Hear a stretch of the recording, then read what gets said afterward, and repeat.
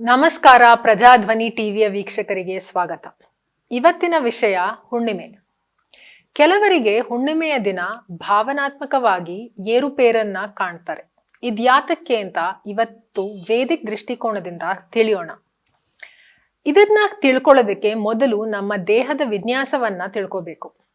ಈ ದೇಹದ ವಿನ್ಯಾಸ ಹೇಗೆ ರಚಿಸಲಾಗಿದೆ ಅಂದ್ರೆ, ಒಂದು ಸಮತೋಲನವನ್ನ ಇನ್ಹೆರೆಂಟ್, ಅದು ಸ್ವಾಭಾವಿಕವಾಗಿಯೇ ಬ್ಯಾಲೆನ್ಸ್ ಸ್ಟೇಟ್ ಅಲ್ಲಿ ಇರೋದಕ್ಕೆ ವಿನ್ಯಾಸಗೊಂಡಿದೆ.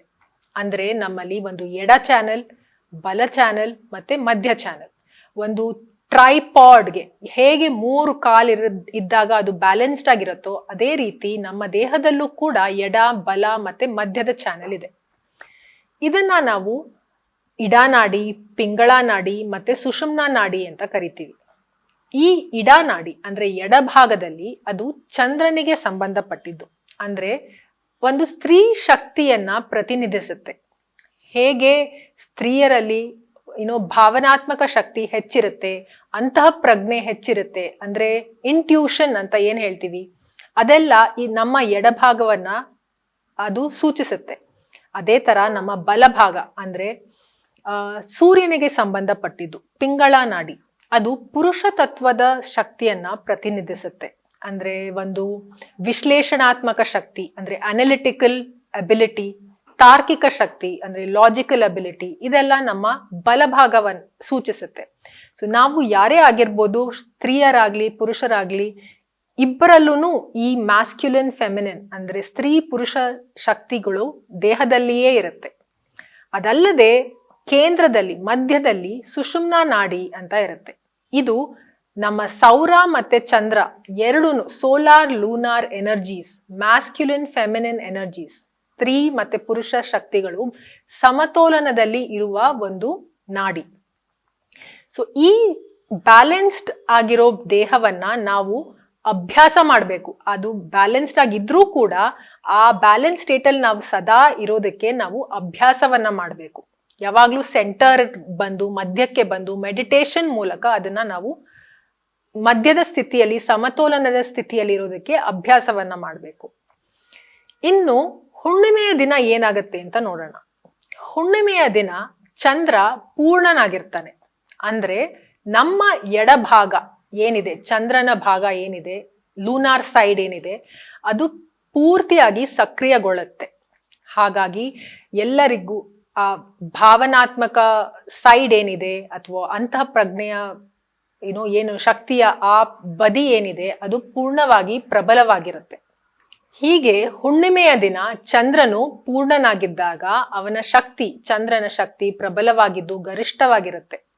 ಹಾಗಿರ್ಬೇಕಾದ್ರೆ ನಮ್ಮ ದೇಹದಲ್ಲಿ ಕೂಡ ನಮ್ಮ ಎಡಭಾಗದಲ್ಲಿ ಯಾವ ಭಾವನಾತ್ಮಕ ಶಕ್ತಿ ಇದೆ ಅಥವಾ ಅಂತಹ ಪ್ರಜ್ಞೆಯ ಶಕ್ತಿ ಇದೆ, ಅದು ಕೂಡ ಪ್ರಬಲವಾಗತ್ತೆ, ಪೂರ್ಣವಾಗಿ ಸಕ್ರಿಯಗೊಳ್ಳುತ್ತೆ.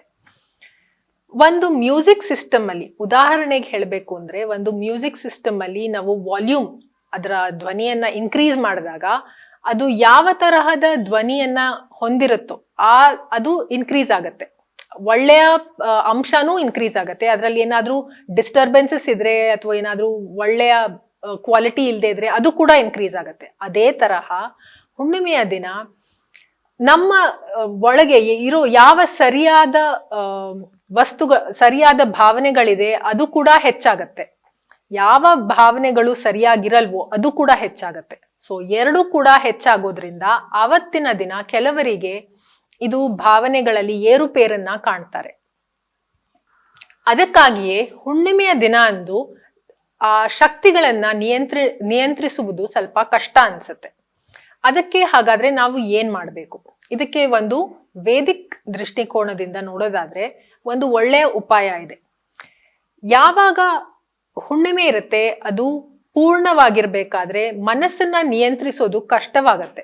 ಹಾಗಾದ್ರೆ ಯಾವಾಗ ಅದು ಕಮ್ಮಿ ಇರುತ್ತೆ, ಚಂದ್ರ ಕಮ್ಮಿ ಇರೋದು ಅಂದ್ರೆ ಅಮಾವಾಸ್ಯೆಯ ಹತ್ತಿರ ನಮ್ಮ ಮನಸ್ಸನ್ನ ನಿಯಂತ್ರಿಸೋದು ಸುಲಭ. ಅದಕ್ಕಾಗಿಯೇ ವೇದಿಕ್ ಕಾಲದಲ್ಲಿ ಹೊಸ ಅಭ್ಯಾಸಗಳನ್ನ ಅಮಾವಾಸ್ಯೆಯ ಹತ್ತಿರದ ದಿನ ಅಥವಾ ಅಮಾವಾಸ್ಯೆಯಂದಿಯೇ ಅವತ್ತಿನ ದಿನವೇ ಹೊಸ ಅಭ್ಯಾಸಗಳನ್ನ ಪ್ರಾರಂಭ ಮಾಡ್ತಿದ್ರು. ಹೀಗೆ ಮಾಡೋದ್ರಿಂದ ನಾವು ಅಮಾವಾಸ್ಯೆಯಿಂದ ಹುಣ್ಣಿಮೆ ಬರುವಷ್ಟೊತ್ತಿಗೆ ಆ ಅಭ್ಯಾಸದ ಮೂಲಕ ನಾವು ಹುಣ್ಣಿಮೆಯಲ್ಲಿ ಯಾವಾಗ ಪ್ರಬಲವಾಗಿರುತ್ತೆ ಚಂದ್ರ, ಅದರ ಶಕ್ತಿ ಕೂಡ ಪ್ರಬಲವಾಗಿರುತ್ತೆ. ಅಭ್ಯಾಸ ಮಾಡಿರುವ ಕಾರಣ ಅದನ್ನ ನಿಯಂತ್ರಿಸಲು ಸುಲಭ ಆಗತ್ತೆ. ಹಾಗಾದ್ರೆ ನಾವು ಕೂಡ ಅಮಾವಾಸ್ಯೆ ಯಾವಾಗ ಬರುತ್ತೆ ಆವಾಗಿಂದಲೇ ನಮ್ಮ ಮೆಡಿಟೇಷನ್ ಅಭ್ಯಾಸವನ್ನ ಪ್ರಾರಂಭ ಮಾಡಿದ್ರೆ ಆ 14 ದಿನಗಳಲ್ಲಿ ಅಭ್ಯಾಸದ ಪ್ರಭಾವದಿಂದ ನಮ್ಮ ಮನಸ್ಸನ್ನ ಸಮತೋಲನದಲ್ಲಿ ತಗೊಂಡು ಬರೋದಕ್ಕೆ ಸುಲಭ ಆಗತ್ತೆ. ಮತ್ತೆ ಪುನಃ ಮುಂದಿನ ಹುಣ್ಣಿಮೆ ಬರೋ ಹೊತ್ತಿಗೆ 28 ದಿನಗಳಲ್ಲಿ ಇನ್ನೂ ಸುಲಭ ಆಗತ್ತೆ. ಹೀಗೆ ಕಾಲಕ್ರಮೇಣದಲ್ಲಿ ಪ್ರತಿ ಬಾರಿ ಹುಣ್ಣಿಮೆ ಬಂದಾಗ್ಲೂ ನಾವಿನ್ನೂ ಆ ತೊಂದರೆ ಏನು, ಏರುಪೇರು ಭಾವನೆಗಳ ಏರು ಇಳಿತಾ ಇರುತ್ತೆ, ಅದು ಕಡಿಮೆ ಕಡಿಮೆ ಕಡಿಮೆ ಆಗ್ತಾ ನಾವು ಇನ್ನೂ ನಮ್ಮ ಭಾವನೆ ಮೇಲೆ ನಮ್ಮ ಹತೋಟಿಯನ್ನ ಇಟ್ಕೊಂಡು ದೇಹದ ನಿಯಂತ್ರಣದ ಮೂಲಕ, ಮೆಡಿಟೇಷನ್ ಮೂಲಕ, ಸ್ಪೀಚ್ ಸೆಂಟರಿಂಗ್ ಮೂಲಕ ಅದನ್ನ ನಾವು ಅಭ್ಯಾಸ ಮಾಡ್ಬೋದು. ಸ್ಪೀಚ್ ಸೆಂಟರಿಂಗ್ ಬಗ್ಗೆ ನಾವಿನ್ನೂ ಮುಂದಿನ ಸಂಚಿಕೆಗಳಲ್ಲಿ ಮಾತನಾಡೋಣ. ಸೊ ಹೀಗೆ ಮಾಡೋದ್ರಿಂದ ನಾವು ಆ ಹುಣ್ಣಿಮೆಯ ದಿನ ಏನು ಪ್ರಬಲವಾದ ನಮ್ಗೆ ಆ ನಿಯಂತ್ರಣ ತಗೊಳಕ್ಕಾಗದೆ ಇರೋ ಪರಿಸ್ಥಿತಿ ಇರುತ್ತೆ, ಅದನ್ನ ನಾವು ಮೀರಿ ಏರ್ಬೋದು. ಇನ್ನೊಂದು ನಾವ್ ಏನ್ ಮಾಡ್ಬೋದು ಅಂದ್ರೆ ಗ್ರೌಂಡಿಂಗ್. ನಾವು ಹೋದ ಸಂಚಿಕೆಯಲ್ಲಿ ಗ್ರೌಂಡಿಂಗ್ ಬಗ್ಗೆ ಮಾತನಾಡಿದೀವಿ. ಹೇಗೆ ನಾವು ಭೂಸ್ಪರ್ಶ ಮಾಡೋದ್ರಿಂದ ನಮ್ಮ ಮನಸ್ಸು ನಮ್ಮ ಹತೋಟಿಯಲ್ಲಿ ಬರುತ್ತೆ, ಒಂದು ನ್ಯೂಟ್ರಲ್ ಸ್ಟೇಟ್ಗೆ ಬರ್ತೀವಿ. ಆ ಭೂಸ್ಪರ್ಶ ಮಾಡೋದ್ರಿಂದ ನಮ್ಮಲ್ಲಿ ಏನು ಆ ಎಲೆಕ್ಟ್ರಿಕ್ ಚಾರ್ಜ್, ನಮ್ಮಲ್ಲಿರೋ ಹೆಚ್ಚುವರಿ ಎಲೆಕ್ಟ್ರಿಕ್ ಚಾರ್ಜ್ ಏನಿದೆ ಅದನ್ನ ನ್ಯೂಟ್ರಲ್ ಸ್ಥಿತಿಗೆ ತರುತ್ತೆ ಅಂತ. ಸೊ ಆ ಗ್ರೌಂಡಿಂಗ್ ಮಾಡೋ ಅಭ್ಯಾಸ ಕೂಡ ಇಟ್ಕೊಂಡಾಗ ನಮ್ಮ ಮನಸ್ಸನ್ನ ನಾವು ನಿಯಂತ್ರಣದಲ್ಲಿ ಇಟ್ಕೋಬಹುದು. ಹಾಗಾದ್ರೆ ನೀವು ಕೂಡ ಈ ಅಭ್ಯಾಸವನ್ನ ಮಾಡಿ. ಯಾರಿಗೆ ಈ ಸಮಸ್ಯೆ ಇದೆ, ಈ ಅಭ್ಯಾಸದ ಮೂಲಕ ನಿಮ್ಮ ಅನುಭವವನ್ನ ನಮ್ಗೆ ಕಮೆಂಟ್ ಮೂಲಕ ತಿಳಿಸಿ. ಹಾಗಾದ್ರೆ ಮತ್ತೆ ಮುಂದಿನ ವಿಡಿಯೋನಲ್ಲಿ ಸಿಗೋಣ. ಅಲ್ಲಿವರೆಗೆ ಧನ್ಯವಾದ.